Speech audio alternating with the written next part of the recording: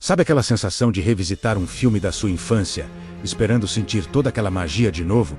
Mas tudo que você encontra é decepção? Hoje, vamos mergulhar fundo nessas memórias, nesses filmes de ação que prometiam mundos e fundos, mas entregaram um vazio. Se você já sentiu seu coração de fã ser quebrado por uma sequência ou um remake, então você está em casa. Fica comigo, se inscreve no canal para a gente compartilhar essa nostalgia juntos e vamos relembrar essas bombas cinematográficas que nunca deveriam ter saído do papel. Vamos começar com uma que dói fundo na alma de quem cresceu nos anos 80 e 90. Robocop 3. O primeiro Robocop foi um marco. Violento, satírico, inteligente, uma crítica social disfarçada de filme de ação. E o segundo, embora mais sombrio, ainda mantinha a essência. Mas aí veio o terceiro filme. Eles pegaram tudo que fazia Robocop ser, bem, o Robocop, e jogaram pela janela. A violência gráfica que chocava e fazia pensar sumiu. A sátira social afiada desapareceu. No lugar, colocaram o Robocop para toda a família, com direito a um jetpack que parecia um brinquedo de plástico. E uma garotinha hacker como parceira. Parecia que a UCP não tinha só dominado Detroit, mas também a sala dos roteiristas. Aquele Alex Murphy, o policial torturado, assombrado por memórias de sua vida passada, virou um herói genérico. A armadura, que antes impunha respeito e medo, agora parecia só uma fantasia. Ver o Robocop voando de forma desajeitada foi o prego no caixão. Foi como ver seu super-herói favorito se vendendo para uma propaganda de cereal matinal. A essência foi perdida. E o que sobrou foi uma casca vazia. Uma tentativa desesperada de vender mais bonecos. Para muitos de nós, foi a primeira grande traição cinematográfica. Agora, vamos falar de outra franquia que teve uma queda brutal. Highlander. O primeiro filme é uma obra-prima. Só pode haver um. A mitologia, a trilha sonora do Queen, a luta imortal, através dos séculos. Épico.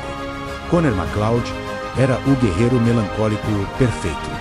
Então, veio Highlander 2, a ressurreição. Como descrever esse filme?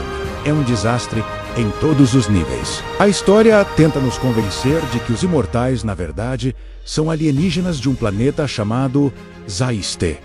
Sim, alienígenas. Tudo que foi construído no primeiro filme, toda a mitologia mística e terrena, foi simplesmente descartada por uma ficção científica barata e sem sentido. O próprio Christopher Lambert, que interpretou Connor, admitiu que não entendeu nada do roteiro enquanto filmava. E o retorno de Sean Connery como Ramirez, que tinha sido decapitado no primeiro filme, eles simplesmente o trouxeram de volta com uma explicação mágica e preguiçosa. Highlander 2 é o exemplo perfeito de como uma sequência pode destruir completamente o legado de um original amado. É um filme tão ruim, mas tão ruim, que a própria franquia tentou apagá-lo da existência com versões do diretor e sequências que o ignoram.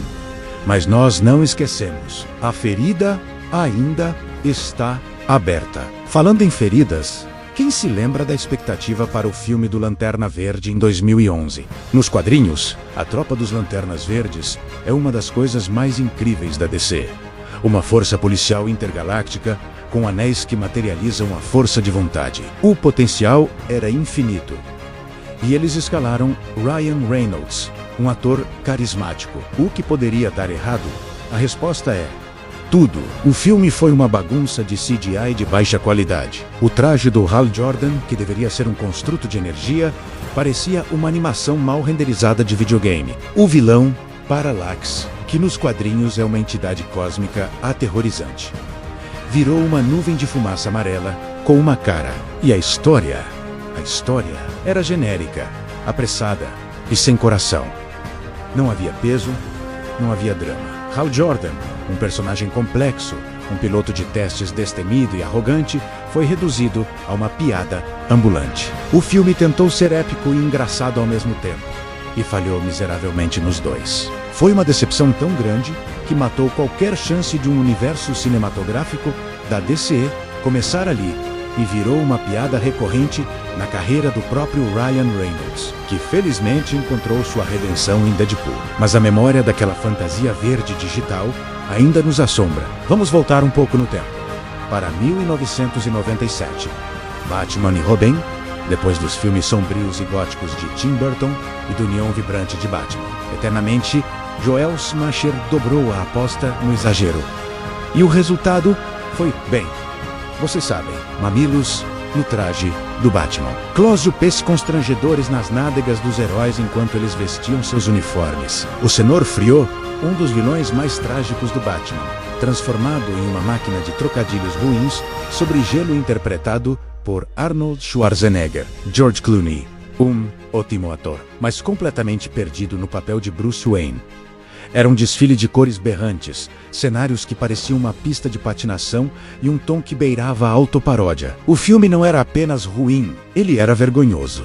Ele quase matou a franquia do Batman no cinema por quase uma década, até Christopher Nolan resgata lá com Batman Begins. Batman e Robin é um lembrete doloroso de que, às vezes, os estúdios não entendem nada sobre os personagens que estão adaptando. Eles viram o Batman, um dos heróis mais complexos e sombrios, em um comercial de brinquedos de 2 horas. E que tal outra tentativa de lançar um universo cinematográfico que já nasceu morta, A Múmia, de 2017, com Tom Cruise? A ideia era criar o Dark Universe, um universo compartilhado com os monstros clássicos da Universal: Drácula, Frankenstein, o Homem Invisível. A Múmia seria o pontapé inicial. Só que o filme esqueceu de uma coisa essencial: ser um bom filme de terror ou de aventura. Ele não sabia se queria ser um filme de ação do Tom Cruise, um filme de monstro, ou uma introdução forçada a uma organização secreta liderada pelo Dr. Jekyll.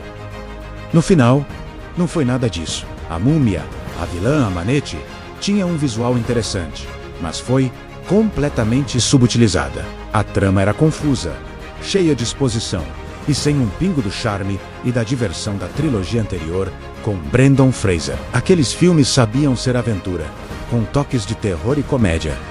Este aqui era apenas sério, sombrio e, o pior de tudo, chato. O fracasso foi tão retumbante que a Universal engavetou todo o projeto do Dark Universe. Foi um universo que morreu antes mesmo de nascer. Tudo por causa de um filme que tentou ser tudo e acabou não sendo nada. Para terminar, vamos falar de um que prometia ser o encontro de 2 ícones: Alien versus Predador.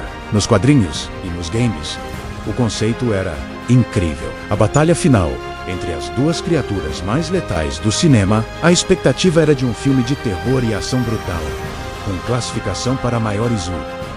Que recebemos? Um filme para maiores de 13 anos. A violência foi amenizada. O terror se foi. A história, que se passa em uma pirâmide sob o gelo da Antártida, é fraca e cheia de personagens humanos desinteressantes que só estão ali para serem eliminados. Os próprios monstros, que deveriam ser assustadores e imponentes, acabam parecendo lutadores de wrestling em fantasias de borracha. Faltou a tensão claustrofóbica de Alien e a adrenalina da caçada de Predador. O filme tentou agradar a todos, e no processo, não agradou a ninguém. Foi uma oportunidade de ouro desperdiçada. Um confronto épico reduzido a uma briga morna. A sequência, Requiem, tentou consertar isso com mais violência, mas errou a mão com uma iluminação tão escura que mal dava para ver o que estava acontecendo. A verdade é que o grande confronto que sonhamos nunca chegou às telas. Esses filmes são cicatrizes na nossa memória cinéfila. Eles nos lembram que nem sempre ter uma grande ideia ou personagens icônicos é o suficiente. É preciso coração, respeito pelo material original e, acima de tudo, uma boa história. Eles nos enganaram com trailers incríveis e promessas vazias. E o que restou foi a decepção. Mas, de certa forma, até esses desastres têm seu valor. Eles nos fazem apreciar ainda mais os filmes bons, aqueles que acertam em cheio e nos transportam para outros mundos. Quais outros filmes de ação te decepcionaram profundamente? Deixe aqui nos comentários. Vamos conversar sobre essas bombas. E se você curtiu essa viagem nostálgica, não esquece de deixar o like e se inscrever no canal para a gente continuar relembrando juntos os altos e baixos da nossa paixão pelo cinema. Obrigado por assistir e até a próxima.